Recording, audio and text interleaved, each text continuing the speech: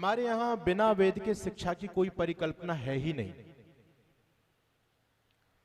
आप लोग आर्य समाज से जुड़े हुए हैं और मैं आपको याद दिलाना चाहता हूं कि जब हमारे यहां शिक्षा का प्रारंभ होता है तो किससे होता है बोलो? वेद से होता है। जब प्रथम बार विद्यार्थी शिक्षा प्राप्त करने के लिए गुरुकुल में जाता है तो कौन सा संस्कार होता है? एक संस्कार होता है वेदारंभ संस्कार। लेकिन क्या विद्यार्थी गुरुकुल में जाते ही वेद पढ़ना प्रारंभ कर देगा?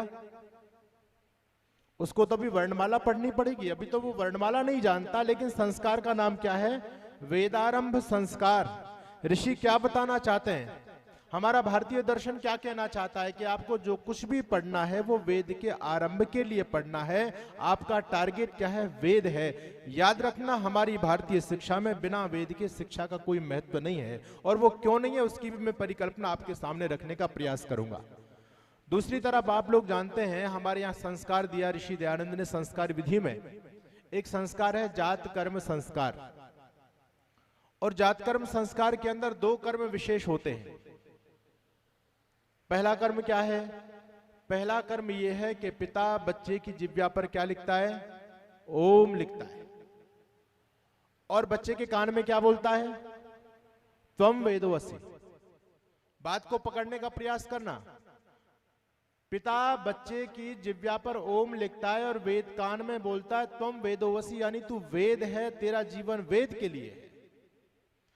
अब आप ये देखिए कि हमारी शिक्षा कहां जाती है और हमारी शिक्षा कहां से प्रारंभ होती है, और ये वैदिक शिक्षा क्यों जरूरी है। अभी आचार्य जी ने अपनी बात रखी थी, मैं बताना चाहता हूं वैदिक शिक्षा क्यों जरूरी है। अभी मैं एक कॉलेज के अंदर गया और वहां कुछ वैदिक शिक्षा की बात जब हुई तो मेरे से वहां कुछ आधुनिक, अपने आप को आधुनिक मानने वाले डॉक्टर लोग थे, वहां पढ़ाने वाले लोग थे। उन्होंने कहा स्वामी जी अब वैदिक शिक्षा प्रासंगिक नहीं है, वेद की शिक्षा से क्या होगा, हमको बहुत आगे जाना है। मैंने कहा श्रीमान जी आपकी ये भूल है। जब हमारे देश में वैदिक शिक्षा थी तब हमारा देश विश्व गुरु था या नहीं? आप बताइए क्यों था? वो वैदिक शिक्षा के बल पर हमारा देश विश्व गुरु रहा। और आज भी यदि हमारा देश विश्व गुरु बनना चाहता है तो ऋषि दयानंद ने कहा था बैक टू वेदास, वेदों की ओर लौटना पड़ेगा, वेदों को समझना होगा, वेदों को पढ़ना होगा और वेद की शिक्षा बच्चों को देनी पड़ेगी। तब आपका आज भी देश विश्व गुरु बन सकता है। बिना वेद की शिक्षा के आप भारतीय संस्कृति की परिकल्पना भी नहीं कर सकते। आज देश के जो हालात है ना, उसके यदि मूल में हम जाएंगे, वर्तमान में हमारी शिक्षा पद्धति कहीं ना कहीं उसके पीछे खड़ी मिलती है। इसलिए हमारे ऋषि लोगों ने शिक्षा में संस्कारों का समावेश किया है, वैदिक शिक्षा का समावेश किया कि वेद क्यों जरूरी है। आप जानते हैं कि जब बच्चा गुरुकुल में पढ़ता था और जब उसकी शिक्षा पूरी होती थी, जब उसका समावर्तन संस्कार होता था, तो हमारे यहाँ उपनिषद है, उपनिषद के अंदर ब्रह्मानंद वल्ली आती है तैत्तरीय उपनिषद में। और जब विद्यार्थी की शिक्षा पूरी होती थी आचार्य उसको जीवन का विजन देता था, टारगेट दिया करता था। क्या कहता था कि बेटा तुम आज, तुम्हारी शिक्षा तो पूरी हो गई, लेकिन अब बहुत बड़ी शिक्षा समाज में तुमको प्रचारित करनी है। तुम्हारे आचरण से वो शिक्षा झलकनी चाहिए, तुम्हारे व्यवहार से वो शिक्षा झलकनी चाहिए। और शिक्षा क्या थी? आचार्य का उपदेश क्या था? आचार्य कहता था मातृदेवो भव, पितृदेवो भव, आचार्य देवो भव, स्वाध्यायन मा प्रमद। ये किसकी शिक्षा थी? ये वैदिक शिक्षा थी, आचार्य की शिक्षा थी। मैं आपसे पूछना चाहता हूं कि जिस समय हमारे देश में ये शिक्षा व्यवस्था थी, क्या उस समय हमारे देश में कोई वृद्धाश्रम होता था? क्या उस समय माता पिता दो दो रोटियों के लिए इधर उधर घूमा करते थे? उनका सम्मान नहीं था क्या? आज हम किस शिक्षा की तरफ जा रहे हैं? आज हमारे समाज की परिकल्पना क्या हो गई? हमारी शिक्षा का जो मूल आधार था और शिक्षा का जो उद्देश्य था, जिस शिक्षा को हमारे देश के लोग लिया करते थे, उनका जीवन कैसा हुआ करता था, मैं आपको बताना चाहता हूं। हमारे यहाँ श्लोक मिलता है, और क्या है? मातृवत परदारेषु। वैदिक शिक्षा का रिजल्ट क्या होता था? मातृवत परदारेषु परद्रव्येषु लोष्ठवत आत्मवत सर्वभूतेषु। तीन चीज बताई इस श्लोक के अंदर। ये वैदिक शिक्षा का रिजल्ट था। और आज देख लो, वैदिक शिक्षा यदि नहीं है तो समाज किधर जा रहा है? पहली बात कही मातृवत परदारेषु। वेद की शिक्षा ये बताती है कि तुमको समाज में माताओं के साथ व्यवहार कैसा करना है। मैं आपसे पूछना चाहता हूं, क्या जब हमारे देश में वैदिक शिक्षा थी तो क्या इस देश में बलात्कार हुआ करते थे? कोई भी घटना देश में घटित हुई हो, लेकिन आज वर्तमान समय में की मैं बात करूं तो हमारे देश में 4 साल से लेकर के 60 साल तक की महिला भी सुरक्षित नहीं है। ये क्यों हो रहा है?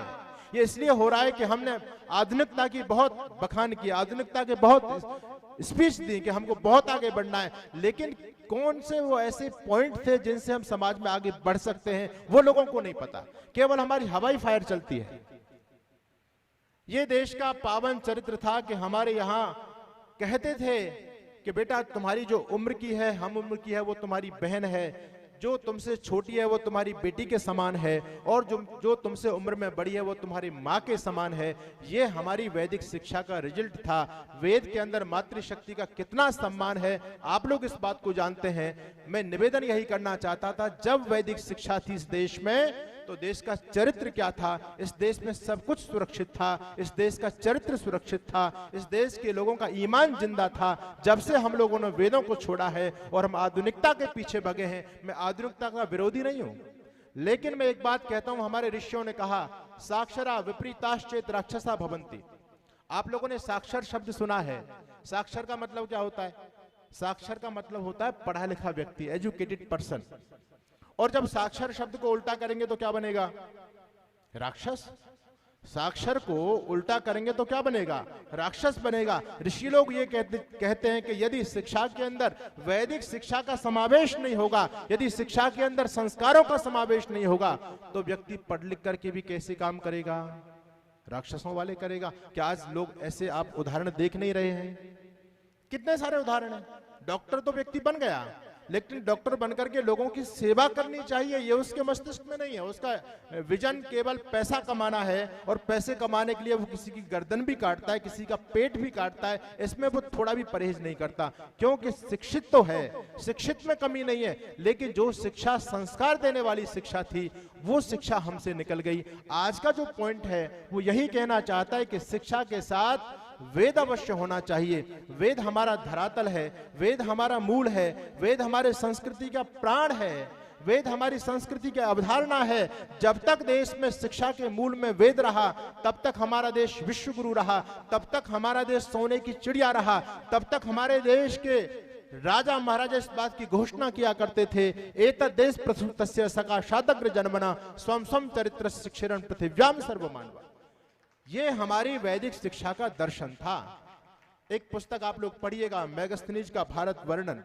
एक विदेशी यात्री हमारे देश में आता है, और जब उसने हमारे देश का भ्रमण किया, पूरे देश में घूमता है, उस पुस्तक के अंदर लिखता है कि एक बार मैं जंगल से निकल रहा था और मैंने देखा कि जंगल पर एक बहुत बड़ा पेड़ था, रास्ते में उस पेड़ पर सोने चांदी के आभूषण लटके हुए हैं। वो कहता है कि अब तक तो मैंने ये सुना था कि भारत सोने की चिड़िया है, लेकिन भारत में मैंने सोने की उड़ती हुई चिड़िया तो कोई नहीं देखी, लेकिन मैं अपनी आंखों से देख रहा हूं कि पेड़ पर सोना चांदी लगा हुआ है।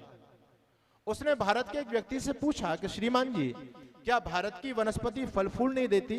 क्या भारत की वनस्पति पर सोना चांदी लगता है?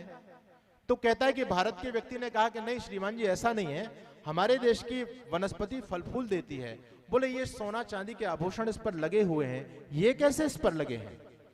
तो व्यक्ति लिखता है कि भारत के व्यक्ति ने मुझे बताया कि श्रीमान जी ये पथ है, कोई राहगीर यहां से जा रहा होगा, उसने यहां पर अपना पाथेय ग्रहण किया है, भोजन प्रसाद ग्रहण किया है, इस पेड़ के नीचे बैठ करके आगे की यात्रा के लिए वो निकल गया है।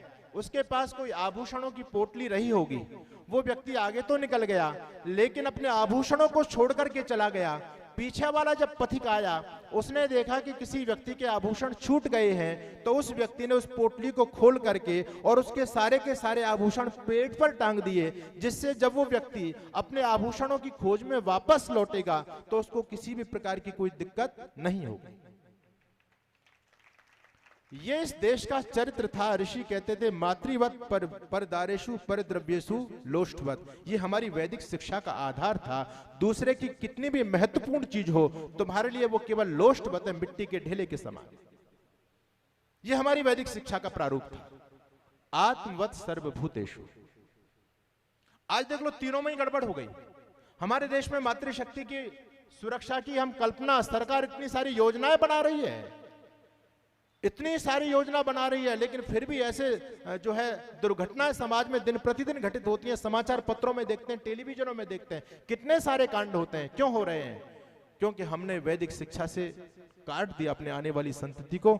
निवेदन मैं आप लोगों से करूंगा, समय दौड़ चला है, बस मैं यही कहना चाहता हूं कि यदि हम अपनी संस्कृति को बचाना चाहते हैं, ऋषि दयानंद इस देश को बैकवर्ड नहीं बनाना चाहते थे। ऋषि दयानंद इस देश को पुनः विश्वगुरु बनाना चाहते थे, और विश्वगुरु बनाने का फॉर्मूला ऋषि दयानंद ने हमको दिया था। और ऋषि दयानंद ने बहुत सोच समझ करके कहा था, बैक टू वेदाज, हमको वेदों की तरफ वापस लौटना पड़ेगा। जिस दिन इस देश के लोग वास्तव में अपने जीवन और व्यवहार में, अपनी शिक्षा में वेदों को लेकर के चलेंगे, उस दिन निश्चित रूप से कहेगा जगत फिर से एक स्वर में सारा, वही पूज्य भारत गुरु है हमारा। आप सभी का बहुत बहुत धन्यवाद। ओम शांति।